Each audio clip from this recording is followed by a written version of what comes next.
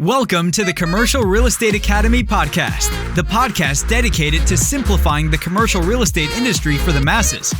Each week, we sit down with industry experts to dissect the many facets of commercial real estate and extract valuable lessons you can apply to your business. Whether you're a new or seasoned business owner or investor, the Commercial Real Estate Academy podcast will be your go-to resource for all your commercial real estate needs. Now, here are your hosts, Raphael and Jeff Walston. Welcome to the Commercial Real Estate Academy podcast. I'm your host, Raphael here with my co-host, Jeff Walston. How's it going, my friend? It's going great.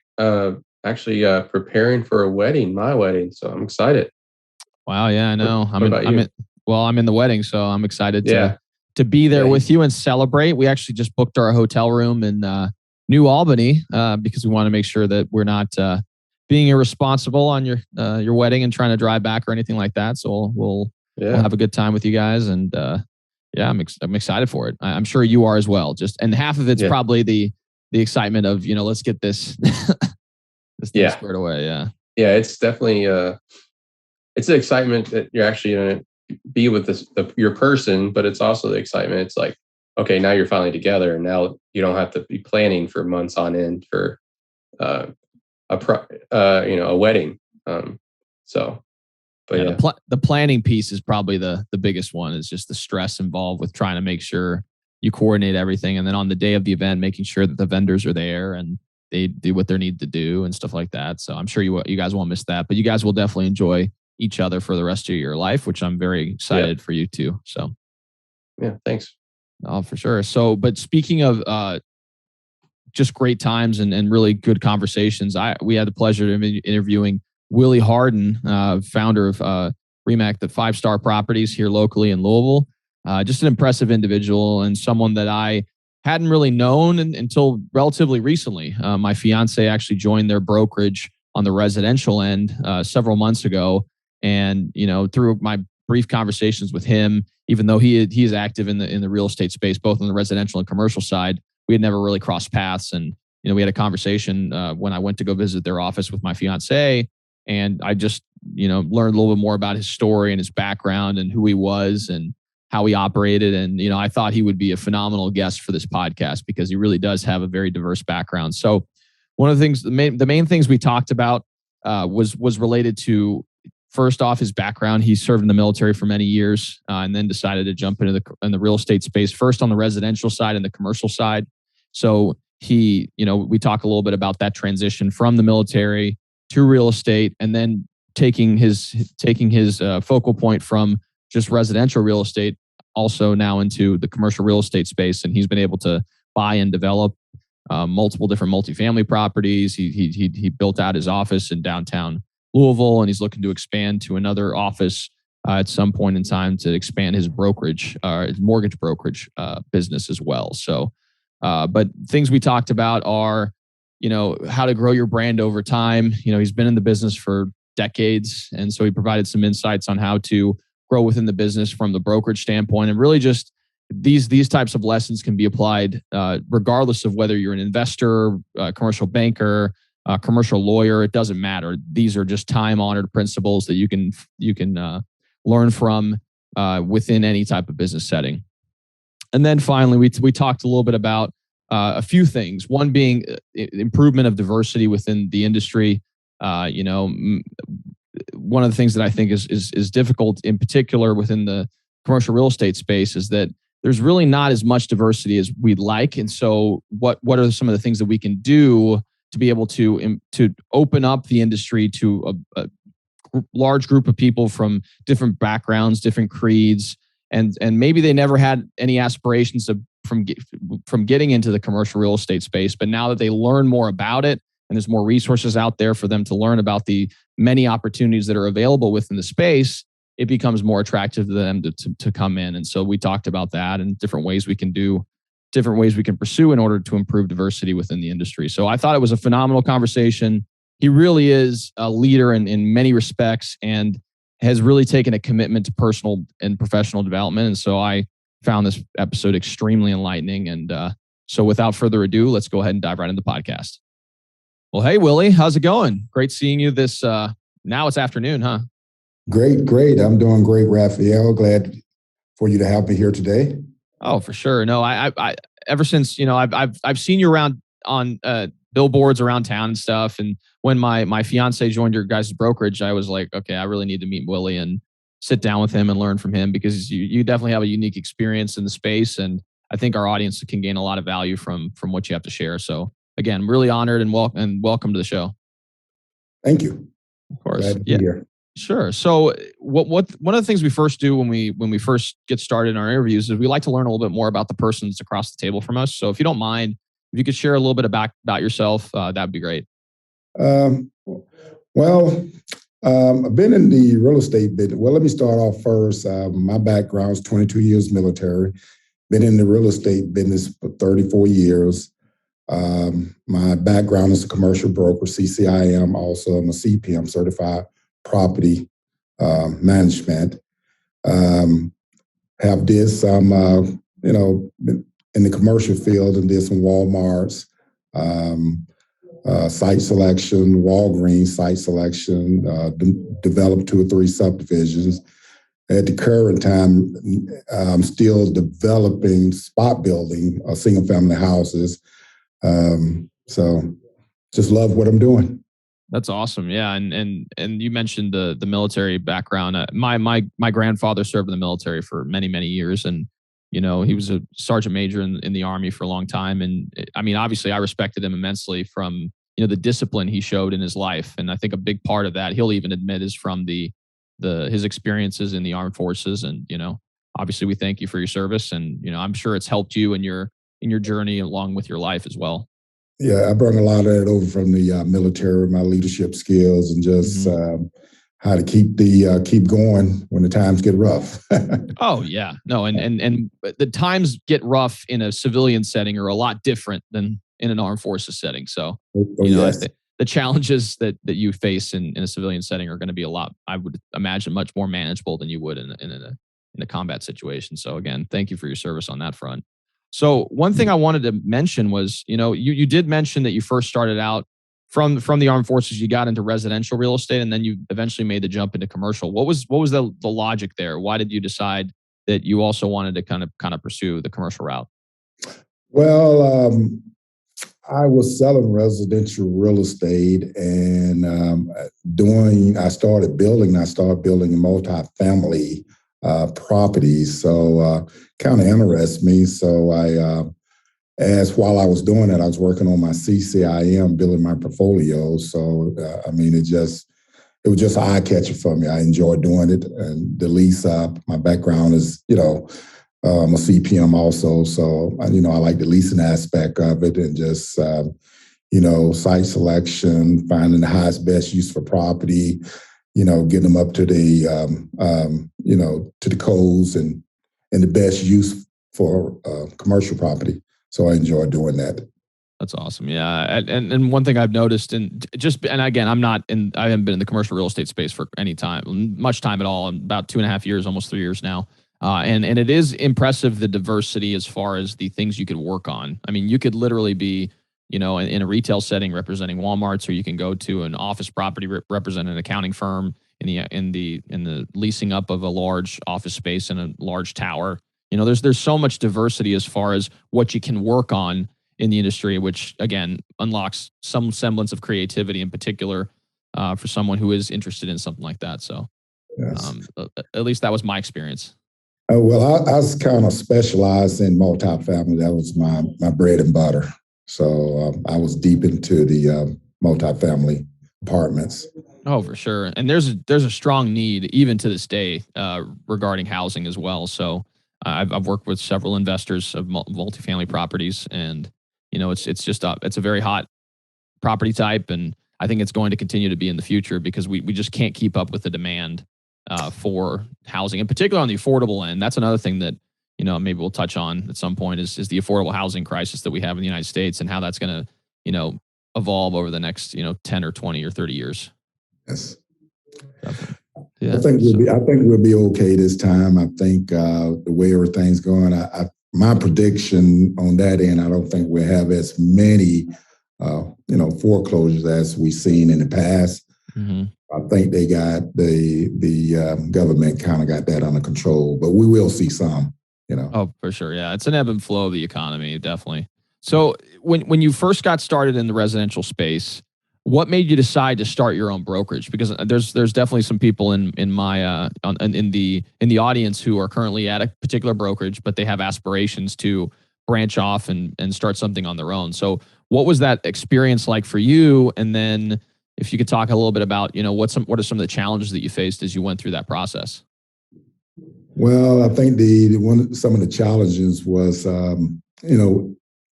education, getting the knowledge. The reason I broke off in the owning my own brokerage was some of the things that I wanted to do different. I wanted to get in the building aspect of it, and I kind of wanted to control my time a little bit more. But I think the biggest challenge for me was getting, going to school, getting my CCIM, being around the right peoples to guide me right. So, and I had fun doing it, but it was a little bit challenging, and making enough, to get the business out of the red and into the black. So that was a little bit challenging. Oh, for sure. Yeah, I can imagine any endeavor that you first start out, it's going to take time in order to build up and expand. I mean, and so from the brokerage standpoint, could you talk a little bit about? I'm just more so curious than anything is the recruitment aspect, because in your case, you start off, you have a brokerage, now you have to start recruiting people to join you in that capacity. How was that? How did that start off? And I know you have some leadership background in the Army, so that's probably something that came more natural to you. But I thought I'd kind of pick your brain on that front. Well, one of the things I looked at, I had been in a brokerage and I had started a company. So one of the main things I was looking at was what was my unique value proposition going to make me to separate me from other brokers. So one of the things that I push on people is how to build a balance sheet and to build wealth on the back end. So as you're learning to sell and everything, okay, you got to think about, your retirement. So you need to invest in real estate, building your balance sheet, building it as a business, how to go to the bank to get the money, what the bank is looking for, and how to qualify a property while you're selling. So that was my unique value proposition to recruit other real estate agents. And so far, it's going very well. Oh yeah, I know you've definitely grown pretty rapidly over the last couple of years, and I again, that unique knowledge is something that not everyone offers. I met many agents that are just transactional. That's all they do, and it's great because you can make a good living from the transaction side of things, but it's not going to build that generational wealth that a lot of people are seeking. And so having that mentality is something that I think if you start having it from the beginning is going to serve you well over your career. Yes, that's one of the things we push here. While you actually doing transactions, you need to be working on your retirement, on your, down the road, what you're going to be looking at, Oh yeah, yeah. There's this book called Profit First that I actually gave Melanie a copy of, my fiance.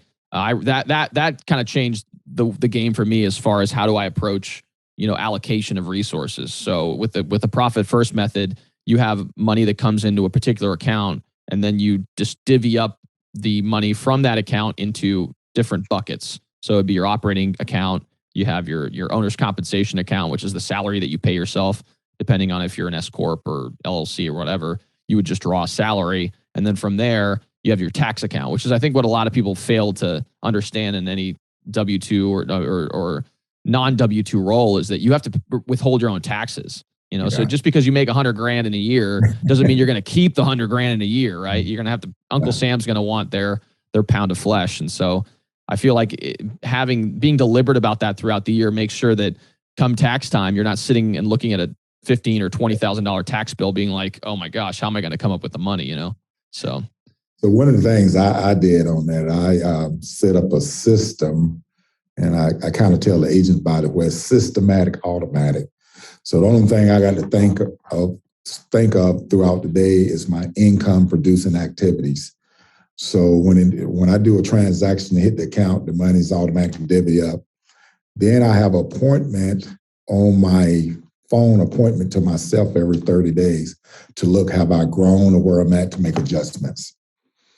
That's awesome. Yeah, rethinking, and that's something that I probably could do better at is retracking, because I have a goal sheet and I have my action items that I put on my board on a daily basis to make sure that I'm moving the needle. But really, tracking those KPIs is something that I could do better at. And I had a conversation with a friend of mine yesterday regarding that, because he's very diligent about he's got checkpoints every month and then every quarter and then every year, where he reanalyzes where he's moving and then obviously makes adjustments. And that's something that I'm not necessarily doing that much right now, but I know I can improve on.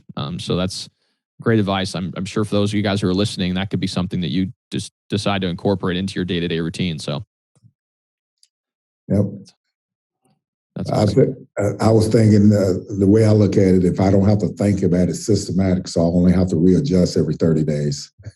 So myself. So it's pretty good. Well, and that's smart too, because people, it's the same type of concept where, saving for 401k, if you're a W-2 employee, if you elect to, set aside money from your employer, and your employer can withhold for you when it comes to your 10 or 401k, you're more likely going to be willing to save, because you're not going to see that money to begin with. And so I think that's that logic, is that if it becomes a decision for you to make, the likelihood of you making that decision is a lot smaller than if it is automatic. So, or something come up and you put it off on the side and never get to it. Exactly. That's awesome. Thanks. So, for what strategies have you worked on towards building your personal brand? I mean, obviously, you're mentioning to me that you're getting ready to start a podcast. You're getting more active on social aspects. So, what have you been doing as far as that's concerned to help you build a personal brand? It doesn't necessarily even have to be online, because a personal brand is what people say when you're not in the room, right? So, well, one of the things I started a book club here local in the office. We study Think and Grow Rich. And my goal is to leave everyone with their pressure to increase. And we're looking at building wealth through real estate. One of the other things that we put in place is to get people to follow along. We started a bike club this summer, So we got, I don't know, different things we do in the office to try to raise everyone awareness that, and make it fun while you're making money. You know what I'm saying? Mm-hmm. I think 2 reasons why people leave and change brokerage is they're not happy and they're not making no money. So we try to take that off the table. Oh yeah, no, engagement is huge. I mean, building that community in anything you do is important. I mean, that's. Go ahead. I'm sorry.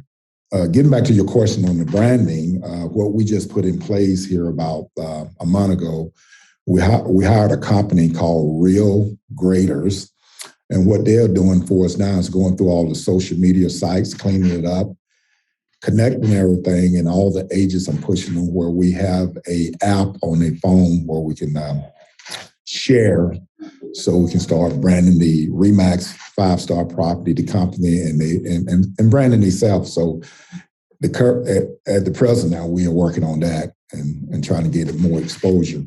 We also just completed trying to get branded Mission to Feed Hunger, where we go around and collect food and donate it to the food banks. So we just started that, trying to get out in the community, do some PR, more awareness, since we new in the area. That's awesome. Yeah. I mean, in the giving back component is huge, because I don't know, I'm a big believer that we're all here for a reason. And that reason is for helping others or being of service to others, I should say. And what you're of service to is going to be different. Maybe that's you being of service in a software role, or maybe it's you being of service in a nursing role. It doesn't matter, but we're here to serve others in some capacity. And I think having that, being deliberate about including that in your mission is extremely important. And I think is very compelling to people and inspires loyalty from others. So I think that's a very smart way to approach it. Not only, go ahead. And it's a win-win for everyone. Yeah. Branding yourself and you're giving back. So I mean, it helps. It's a win-win for everyone. That's awesome. So one question I wanted to ask you, which I think is something that we really should be talking about more, in particular on the commercial real estate space. I feel like we haven't done a great job of that, is really just improving diversity within the industry. So I just was kind of curious as to asking you questions regarding what do you think there are different initiatives we can take in order to improve diversity. Like when I first joined, I mean, I don't know, I haven't seen many Latinos at least in the Louisville community, and maybe in other markets where there's more prevalence of population, maybe that's something that's more common. But I'm just kind of curious as to, what do you think are some of the ways that we can improve diversity within the industry? Oh, we just had this conversation the other day. We was talking about basically the same thing. And one of the things we looked at, which we supposed to be getting in December, we're taking some kids over from the University of Louisville, letting them know, kind of introduce them to the business, different sides of town, but we got 2 or 3 kids coming over from the University of Louisville, getting out and let them know the public what we do and how the business run, and see can we stir up some interest that somebody want to get into business.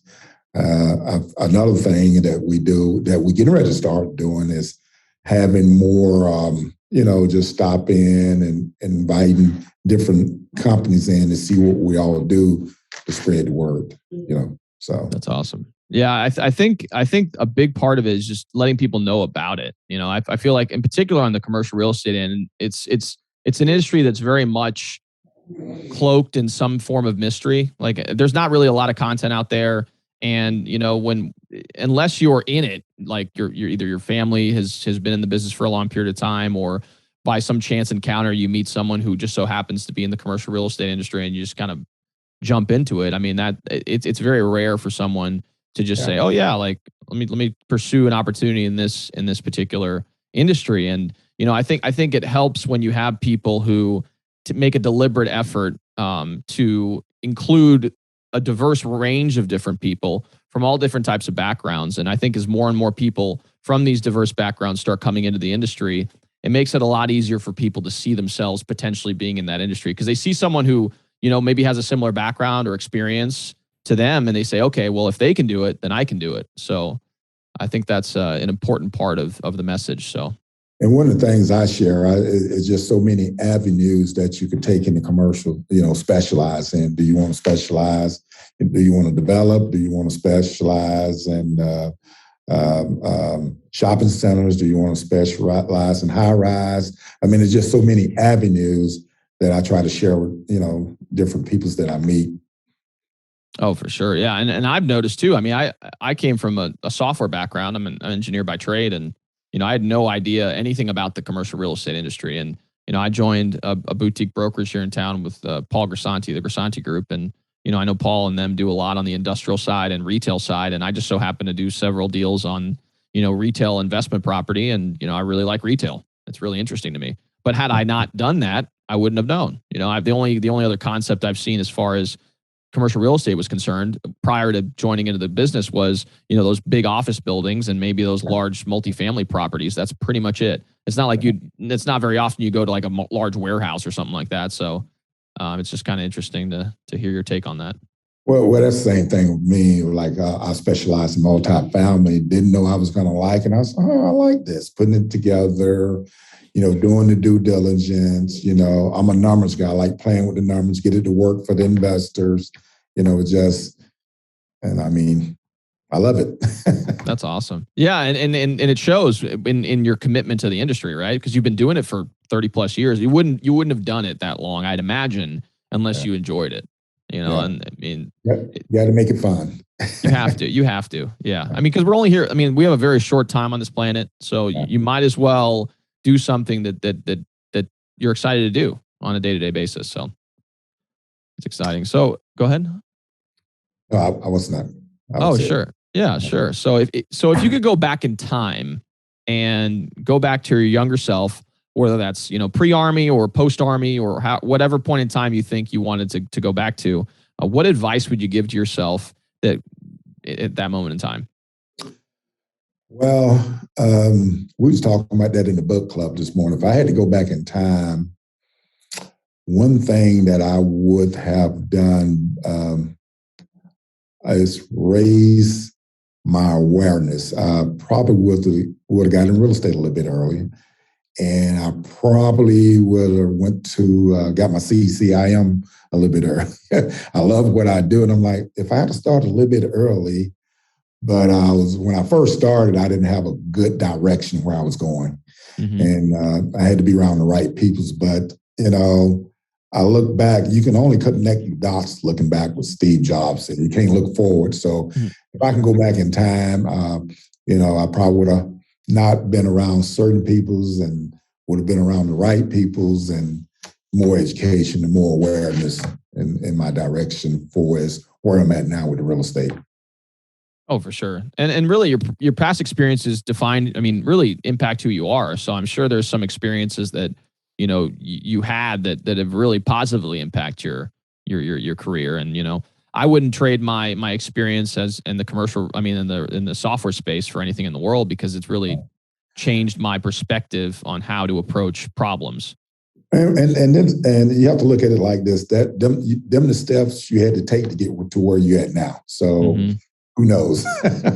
I would be a completely different person had I not had those experiences. Right. I don't know who I would have been, but it would have been a different iteration of the individual. And so, I'm very glad I had those experiences. And there's other people who potentially have gotten in sooner. Maybe they got in right out of college, but I would imagine that they probably don't have the same perspective on certain business settings that I do as a result of having those experiences. And the same goes for you with your over 22 years in serving this country. It makes a big difference. Yeah, one of the things I tell my agents now is when they start in the business they want now, I say, you plant the seed, you water the seed, stay focused, good frame of mind, and do your activities, and everything will fall in place. So, Yeah, and I think what you said earlier too is probably the most important piece, is to surround yourself with people who bring you up and rise you up, because it's very easy to kind of get bogged down by people who, they're either upset with what their lot in life is, and they're trying to bring you down for your aspirations, and that's not a very productive relationship. And sometimes it's hard to identify, or it's sometimes hard to deal with, because sometimes it's some of the people that you're most close to, like it could be your friends or your family, et cetera. Being around positive people. And one of the things about real estate, that I have found, is having an accountability partner. Someone is going down the same lane that you're going down. You know what I'm saying? So when you have a situation, you can always bounce it off of him, and you got that support behind you. I think that's very, very important, an accountability partner, which I do have. Yeah. That's awesome. Yeah. And you have a coach too. Could you talk a little bit about that relationship? And I'm sure you've had coaching for quite some time. Well, the coach I have now, you probably heard of him, is Bob Proctor. And basically what I studied with Bob to meet my goals in the real estate business is I study me. How can I better me, and how can I serve and share the information that I learned? So when I started with Bob, I read, he gave me a book, You Was Born Rich. Thought it was pretty neat. I don't know if you read it or not. No, I haven't. You Was Born Rich by Bob Proctor. So, I think the biggest thing was about me is moving at warp speed in a very calm and relaxed manner. So I learned a lot from that in the real estate business. So like when I'm working on transactions, you have to look at what can you do to help the individual that you putting the contract together for, your client, instead of looking at the money. So I think with a coach and, the support I got, it helped me out a lot. So the money will come if you, get the client what he wants. If you can help enough people get what they want, you can have anything you want. Zig Ziglar always wrote that. Oh my God. That's super powerful. Yeah. Zig Ziglar's, if you haven't had a chance to listen to him, I'd highly encourage you do so. He's an impressive individual, and, Jim Rohn as well was a phenomenal person as well. So great insights on that front, really. So obviously, and you mentioned the book club. I'm a voracious reader. There's so much knowledge out there that you can consume. And so I think it's pertinent for us as individuals to really seek out that knowledge. And not everything is going to, resonate with you right off the bat. Maybe it takes you 3, 4, 5 times before you get it. That's happened to me on several occasions. I've read Rich Dad, Poor Dad more than once. The first time I read it, I was like, this is kind of a weird book. And then after I think it was like the second or third time I was listening to it on Audible, and I was like, oh, like that makes more sense, And so it can take a while to get to that point. But what are some of the most impactful books that you've ever read? And they don't necessarily have to be real estate specific, but if you could share those, that'd be great. Well, the books I read is most of them is really not real estate. Most of them I read is what I can do to improve me. And I like studying about how the mind works when I'm thinking about, okay, I'm going to do this. And okay, are you going to have any challenges? So I try to put my plays, look into the future like I'm already doing it. Some of the books that helped me get there, once again, Think and Grow Rich. I've been reading that probably 40 years. You Was Born Rich. I think I started reading that back in the early 90s. The Science of Getting Rich by, I can't even think of the author. U Square, by Richard Pryor, if you never read that, How to Make Quantum Leaps in Your Business. But all the books I read is about, okay, me. How can I serve others and how can I do better and grow and, share the knowledge and pull other people's up. One of my goals is that I have in there, if I can make 20 people a millionaire, where would that put me? That's thinking outside the box for a lot of people, but just think, if I made 20 people a millionaire, where am I in that 20? So my way of thinking is always, I think of the other person, and if I'm raising them, so I'm gonna be there in the mix.